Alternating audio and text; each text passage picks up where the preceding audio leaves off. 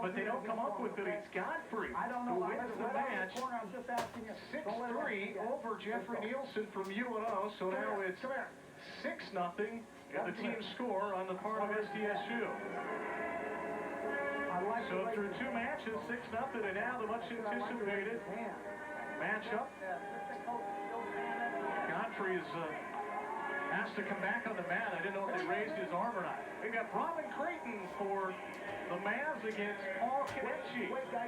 Creighton 30-2. All right, now here we go. A junior last year. 2-time All-American here, plays 3rd in the NCAAs. 5th is his first year. He comes in ranked 2nd against Konechne. Only a freshman, RJ, but he's 25-7 coming into this match. He's got a lot of experience. And he's already ranked number 4, and he is a true freshman. We were talking a little bit earlier about the red shirts, you know, taking that year off to gain a little bit more experience. Konechne is a true freshman, already ranked number 4 in the nation. Very impressive. I'll tell you one thing interesting about him. In high school, he was a 5-time state place winner. And everybody says, how can you be a 5-timer? You got me puzzled. In the South Dakota, they will let junior high kids wrestle for the varsity. Wow. So he placed 6th as an 8th grader. And, you know, there's very few states that do that. A lot of states you couldn't, a lot of times it used to be you couldn't even wrestle varsity as a freshman. In South Dakota, that you can be wrestling varsity as a 7th grader. So forget that he's a freshman is what you're saying, RJ. He's a seasoned freshman, especially at this late junction of the season also. Well, just to tell you how seasoned he is, in high school he had 169 career victories. I mean, that's incredible. I don't think I've ever heard of a high school wrestler having that many victories. He was coached by Lee Pulse, who was a former All-American wrestler from Augustana, another NCC conference team. So Braumon Creighton coming into this match, as we mentioned, ranked 2nd, but these two locked up in here. Nice shot, and straight up into a body lock by Braumon Creighton, just showing his explosiveness over the freshman Konechne. That was pure strength. He sucked him in, and then was just able to bowl him over it. So Creighton takes the 2-0 lead here. And I think it's, for the UNO Mavericks, it's important that Creighton comes out here and really sets the tone and, you know, gets the crowd back into the swing of things, get them off their hands, and get a little momentum back to the Maverick side. Now, he's going to release him here. No, he started with the optional start or the international start. There he didn't release him. Braumon Creighton's very confident on his feet, doesn't feel anybody's going to take him down. Leads the team in takedowns this year. Let's go. Creighton, let's go. Right here. Rubbing his eye a little bit. As I mentioned, 30-2. He's 10-1 in duels. Coming into this dual match tonight against South Dakota State. It's so many accolades, and his one sounds like your career a little bit. Well, there's a lot of people saying he's going to pass me up on the win chart. He's well on his way. He's got 101 career wins already. Number 10, I believe, tonight coming in here. Is that where he's at right now? He's 10. His one. You said he's 10-1 in duels. His one loss in the duel came where the team had some injuries, and so they were shuffling some weights, and he actually wrestled 142 that night. So that's his only loss in duels this year. Class A state champion in 1994 at 134. Wrestled at your alma mater, Millard North. He was 34-0 as a senior, and he's carried that right in here. That must say something for Millard. It must be a plug for the Mustangs here tonight. And a 2-time All-American, as we mentioned. He leads in the match in the second period here, 2-0. Just a little bit about his 2 losses. Like I said, the one came when he was wrestling up a weight class. The other one came against Mark Ironside, who's the #1 ranked wrestler for the University of Iowa. We were talking a little earlier about open tournaments. Braumon in on a nice single leg, switches up to a double right on the edge. I talked earlier about scoring on the edge, and there it was. That was your case of an experienced junior wrestling a freshman, beating him on the edge. But Braumon wrestled Mark Ironside from Iowa at an open tournament in Iowa this year. I was saying the open tournaments, anybody could wrestle, so you've got Division I, you've got Division II and III, NAIA, junior college, and so they ran into each other. Mark Ironside, the defending national champ. Human buzzsaw. Yeah, he's incredible. So he wrestled Ironside earlier. That says a lot right there. Wrestled him in the finals this year at the Northern Iowa Open back in December. 4-2 our score, but folks, it hasn't been that close. The 2 points that, as RJ mentioned, Braumon feels a lot more comfortable wrestling on his feet here, and has let Konechne up both times. In the second period, with only actually less than 30 seconds in the second period, Creighton leading 4-2, trying to go after his 31st year win of the year here. He shoots in on a double. He's in on a deep double. Konechne's in trouble. Creighton able to get another takedown in the last 20 seconds of the match. Like I said, those are the important ones when you get to this level. The guys that can score on the edge and the guys that can score right at the end of the period. Almost a near fall as Konechne tried a Granby roll. Braumon able to stuff him on that. Almost rolled right into it is what he did. Konechne's choice, he's going to defer to Braumon Creighton. Choice. He defers to Red. Red wants neutral. He wants neutral. So that tells you exactly what Braumon Creighton, he's had his way with him standing up. So from the neutral position, leading 6-2, and both those points have come from Creighton just letting Konechne up.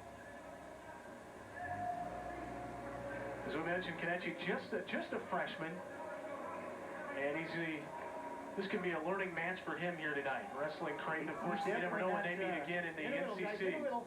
He definitely doesn't seem to be intimidated. I mean, he's coming out, he's being very aggressive, he's staying on the attack. Warning, Red, you're backing.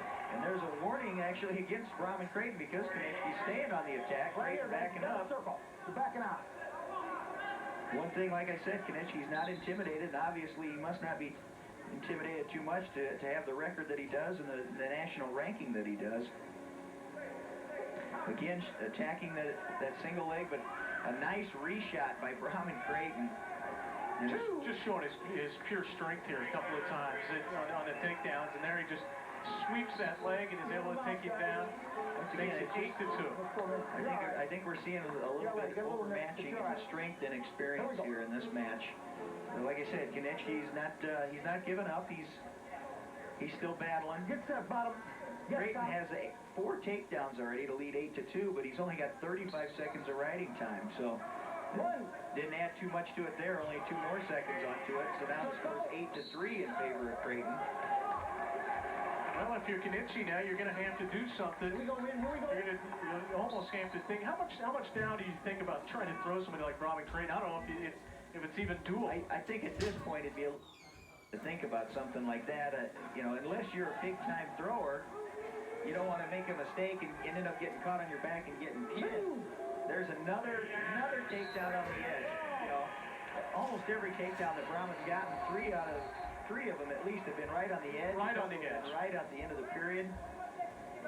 9-3, under a minute to go, and Creighton on his way to going to 31-2, unless barring a miracle from Konechne here. Like I said, this is a match that UNO wanted a big win from him. I'm sure they'd like to get at least some bonus points, maybe a major decision out of him here. And right now he leads 9-3. He's up by 6. Another takedown would give him an 8-point lead for the major decision. And with 38 seconds, maybe Creighton has that in mind here. We'll see. Leading 10-4. Major decision would be very helpful after losing the first 2 matches and being down 6-0 here in the duel to South Dakota State. Again, Creighton right on the edge, goes for the takedown. Let's go. I know back in my years, a lot of the coaches around the conference used to think that UNO would stall and actually wrestle on the edge and thought it was a tactic that we used too much. And I've always felt it was a good and smart offense because, like I said, the guys tend to relax on the edge. And we've seen that here in this match. Well, in your mind, you think, okay, I'm just 1 step from being out of bounds. If I get in trouble, I can always go out of bounds. Nice double shot by Creighton. 10 seconds to try and finish. Konechne just trying to hang on. And if he can hang on, he'll avoid a major decision. He And does give it to him. points right at the end of the period. Again, another. And there's some discrepancy whether or not he's going to get the 2. They've awarded it to him on the scoreboard. It is, and it's a major, so it'll be 4 points. Coaches from both sides arguing in favor of their wrestler. Let's go. Miles asking Yes, Coach.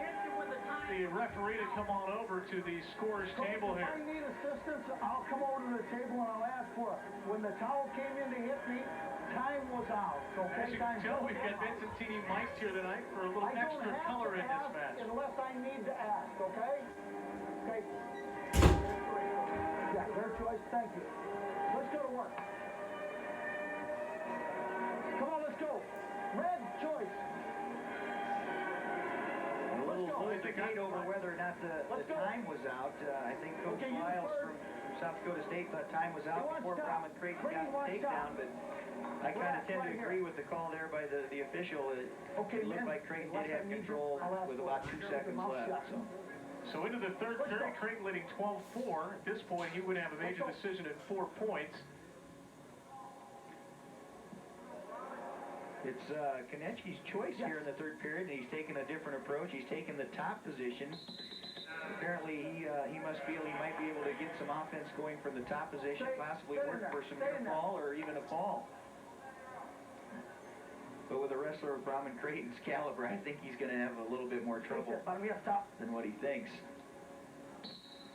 Creighton leading 12-4 and underway here in the third period. 12-4 at this point would give him, as I said, a major decision of 4 points in the team situation. There he works to his feet. They go out of bounds, no score. We're going back to the middle. Creighton still leading 12-4. Riding time probably won't be a factor in this match unless, well, it could be a factor if Konechne was able to ride Creighton out the rest of this period. He'd end up getting a point for riding time. Still lose the match, but he'd erase that major decision. Which, when this is all said and done, could be a big point. Almost has to think at this point team and as opposed to individual, unless he thinks he can turn Creighton over here in this third period. One thing I have noticed tonight, there's an escape for Creighton. They'll take a 13-4 lead now, and he's yet to give up a takedown to Konechne in this match. So.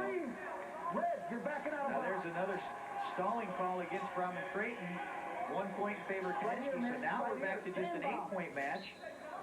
Stalling calls could become a factor. Like I said earlier, Creighton was warned. The wrestler is warned first for stalling. The next call is a 1 point. There's a takedown for Creighton. The next call for stalling is 1 point. The second one is 1 point, and the third one is a 2-pointer, 2-point penalty. Anything after that is match disqualification. I don't think with 1:09 to go we're going to see anything like that, but it just to let the fans know how that works. Konechne will go to the bottom here. 69 seconds to go in the third period, and it's Creighton in command, 15-5 here. As RJ mentioned, a lot of his takedowns have come on the edge of the mat here. Most of the action has been on the edge between these two. Creighton's been called twice for stalling and backing up, and again on the edge, and now they'll go back to the center. Circle in, circle inside. If you're looking ahead to 142, it'll be boys Voorhees, ranked 5th in the nation, against what we think is going to be Kurt Brown, and we say that because there's some question of whether or not it'll be Brown or Brady. We're hoping we're going to get a little help from the coaches here, so we know who's out there on the map, but we'll do our best for the fans. RJ's been working his outliers here to help us out, so somebody will tell us. Creighton, 38 seconds, leading 15-6 here. He's got a 9-point lead right now, but again, he has been called for stalling, so he does have to stay on the attack to avoid getting called for stalling again. Nice fireman's carry by Creighton, and possible near fall here. Creighton going for the pin. He is going to get a 2-point near fall, the first near fall we've seen tonight in any matches. Konechne doing a good job of bridging and sliding all the way out of bounds. Well, that was the case there. Konechne maybe a little too aggressive with Creighton. Creighton just kind of sucked him in, hit the firemen's, and all of a sudden made this a 19-6 match. He pretty much made a statement to the freshman there, I would say. Yeah, like you said, I think it was just a case of Konechne getting a little over-aggressive, probably thinking that Creighton wasn't going to shoot, holding on to a 9-point lead, but Creighton felt him pushing a little hard and took advantage of it. Creighton with 3 seconds will... Now this would be a situation we were talking earlier about a wrestler attempting to throw. You know, he's down big in the last maybe 10-15 seconds. So Creighton wins it, 19-7, and we will go to the 142-pound match. And he did win by major decision, so that makes the team score now 4-6, still in favor of South Dakota State, the number 3 ranked Jackrabbits. We'll go to a replay from the first period of that match real quickly to show you where Braumon Creighton took control very early as we get set for this 142-pound match. Here's the replay, RJ. Braumon Creighton. There's that double leg takedown just right up into a bear hug. Like we said, just showing the power of Braumon Creighton there. So Creighton wins it 19-7. We'll move on to 142 pounds. For the Mavericks, number 5 in the nation, boys Voorhees. Southport comes in with a record of 16-5.